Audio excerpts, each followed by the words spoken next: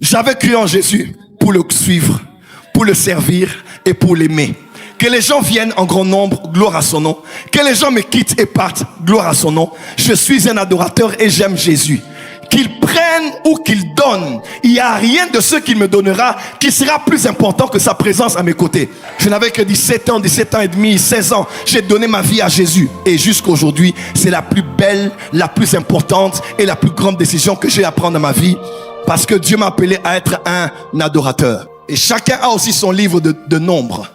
Le livre des expériences. Tu es né de nouveau, tu apprends les choses de l'église, comment servir Dieu, comment être un adorateur. Après, c'est les nombres. Il fait chaud, les promesses tardent. Les autres évoluent, ça n'évolue pas pour toi. Et ce que j'aime, c'est que ce temps-là ne vient pas pour te tuer, mais ce temps-là vient pour te donner un témoignage. Comment diras-tu que Dieu guérit si tu n'as pas connu la maladie? Dieu permettra que des choses puissent t'arriver, pas pour toi, mais pour ceux qui passeront par là après toi, à qui tu diras, je viens de là. Et Dieu m'a sorti par sa grâce et sa miséricorde.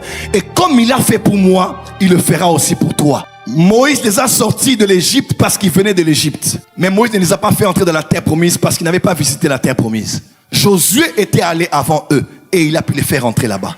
Tu ne peux pas mener les gens que là où tu as été toi-même. Il n'y a pas mieux qu'une orpheline pour dire à une orpheline, moi aussi j'ai perdu mon papa. Mais depuis ce jour-là, j'ai connu Dieu comme étant le père des orphelins.